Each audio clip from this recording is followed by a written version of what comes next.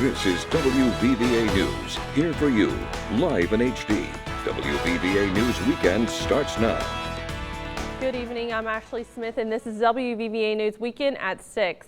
Just into our newsroom, Wyoming County Dispatch tells us one person has died following a collision between a pickup truck and a bicycle. The call came in at 2:20 this afternoon. The incident happened near West Side High School. Wyoming County Sheriff's Department, Oceana Fire Department, and Jan Care responded to the scene. The identity of the victim is being withheld at this time. Rainfall this afternoon has created high water situations across the viewing area. Meteorologist Brandon Lawson has been tracking this. And Brandon, how are conditions looking right now? Well, overall, we're still seeing a lot of rain across some of our eastern counties. Our western counties, though, still seeing some of that rainfall. As you can see behind me here, look at this, our dual pole radar. Look at all this line of showers and storms we saw push through the viewing area earlier, now affecting the eastern portions of our viewing area. East of I-77 is where that is, but our western portions of the viewing area experienced high water from this. Look at McDowell County. This was kind of a landslide that formed in McDowell County on Route 16. This is the Squire and Canebrake Mountain area. You can see the debris on the road. Our photographer Mark Hughes was just out there. He showed me some video. It's now just a lot of water running onto the roadway there. So keep that in mind if you have to drive through Route 16, the Squire and Canebrake Mountain area. They're still doing some high water there. So keep that in mind if you're driving through that region. Do not try to drive through high water or flooded roadways. It only takes 6 inches to take you out in a car. Now overall, Fayette County, the hardest hit portion of the viewing area. Look at all these road closures. I'm not going to name them all, but find your road possibly here or your commute back home tonight. We're dealing with high water issues, bridge washouts, and they're actually under a flash flood warning in Fayette County for all the high water that is flooding over several roads there. And that is where our WVVA reporter Tierra Brown is standing by. And Tierra, where are you and what is the situation like where you are?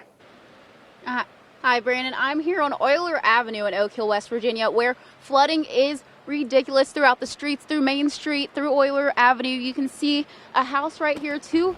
This side of me is flooded quite badly. I spoke with resident David Elmore and his grandmother earlier. They said that their house hasn't looked this bad since 2001, and that earlier the water was so high that it was going up into their windows and flooded and completely destroyed the inside of his trailer that he lives inside of. And as you can see, it's also impacting the adjacent homes.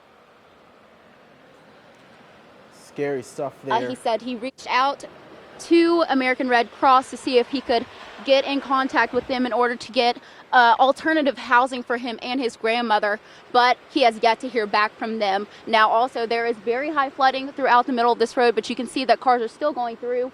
If you do have to go through Euler Avenue, go through the middle of the street. If not, your car might not make it. Here for you in Fayette County, back to you, Brandon.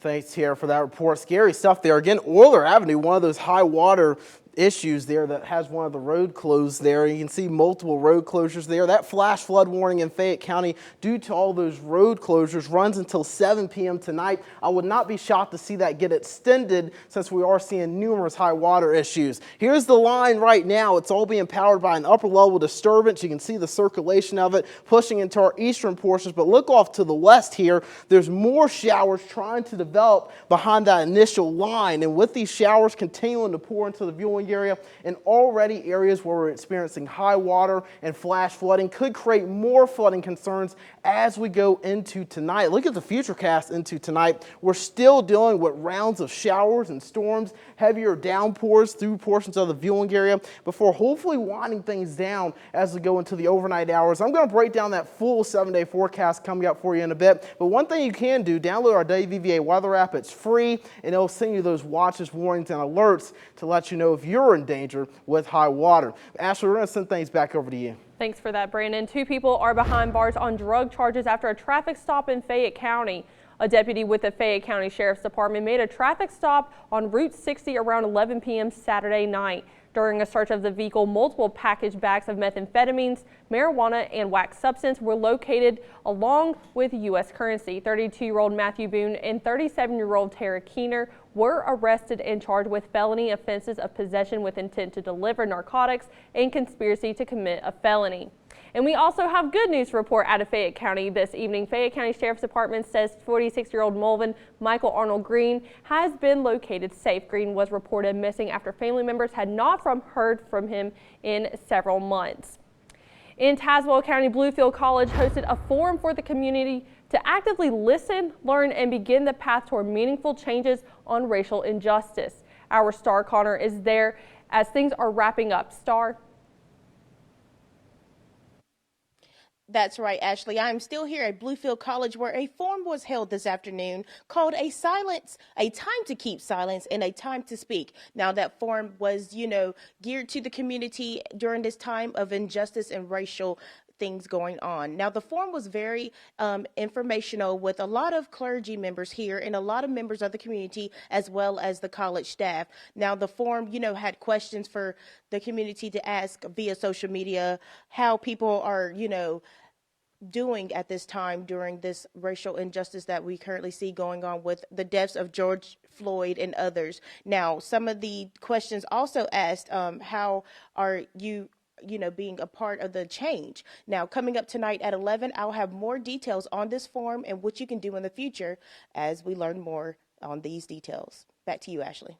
Thanks, Star. Looking forward to that report. While reopenings continue in the two Virginias, restaurants in West Virginia are still operating at 50% capacity. Some are thriving while others are struggling. WVVA's Jade Burks reports.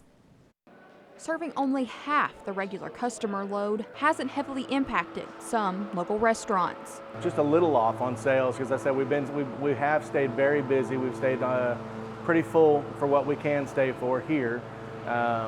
So sales haven't been too bad. They're off, but not off as bad as I kind of thought they were going to be. This past week, we beat our sales from last year, from the week of. So we were blown away with that. More room, plus the success of to-go and delivery orders, has helped keep these restaurants afloat. We were able to stay open. We've had enough support from the community to be able to stay open. And so when the governor announced that we were able to be open inside at 50% capacity, I was just glad that we had that option. But for smaller restaurants, half capacity barely keeps the lights on. We may have to begin looking at limiting our menu options, which would cause, of course, maybe some people not to want to come. But then the biggest concern, if it continues very long, we are going to have to look at maybe even closing the restaurant until they open us up at full 100% capacity. We just can't sit very many people over there. We can only seat a little over 40 people. So it's very difficult to kind of fill that place up and do much over there. Here, like I said, we can seat a lot more, so it's a little different. But for all these eateries, the light at the end of the tunnel is finally getting back to full capacity. We have been okay operating at 50%, but I would like to see it eventually get back to normal. And we need to be able to open at 100% in order to meet all those costs that we have. Here for you, I'm Jade Burks, WVVA News. Dale Lee is keeping his title as the president of the West Virginia Education Association Union. The Associated Press reports this is Lee's 5th term as president. He taught for 22 years here in Mercer County before being elected union president in 2008. Lee defeated Kanawha County's Jay O'Neill, who taught Stonewall Jackson Middle School for 5 years. The West Virginia Education Association includes more than 10,000 members. Lawmakers in the Commonwealth are vowing to use the special session in August to take action against systemic racism and police reform. With protests spreading across Virginia since the death of George Floyd, marchers have called for the change in the criminal justice system. The Associated Press reports lawmakers are looking to ban chokeholds, boosting police training, and excessive use of force, amongst other ideas. New protests have erupted in Atlanta after a police-involved shooting of 27-year-old Rashard Brooks. Atlanta's mayor is decrying the incident while the Georgia Bureau of Investigation conducts a probe. This comes weeks after protesters in Atlanta and other cities have taken to the streets after the death of George Floyd during an arrest in Minneapolis. NBC's Jennifer Johnson reports from Washington. New protests and a Wendy's set on fire after an Atlanta police officer allegedly shot and killed a black man in the restaurant's parking lot. 27-year-old Rayshard Brooks was found sleeping in his car in the Wendy's drive-thru and then failed a sobriety test. Oh, I think you've had too much to drink to be driving. So put your hands behind your back for me.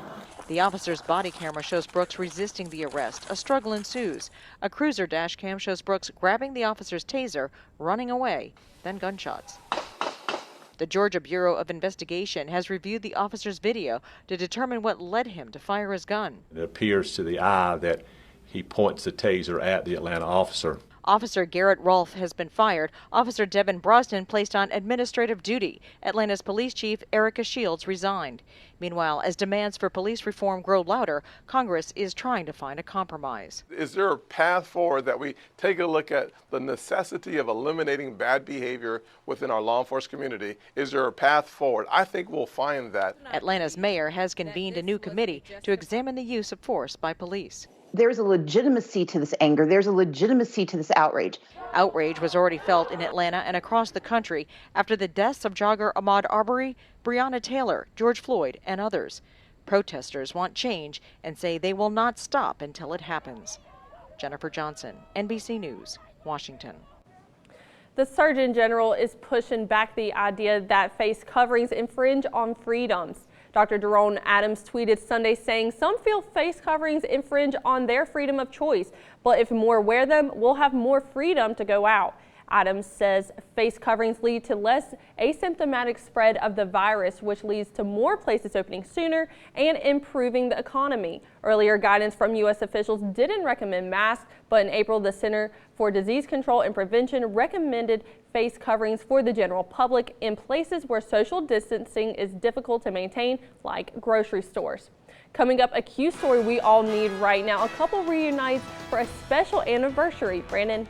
Plus, we're tracking this upper-level low-pressure system that's bringing lines of showers and storms through our viewing area, causing high water issues, flooding, you name it. We're going to talk all about it in your full forecast coming up right after the break.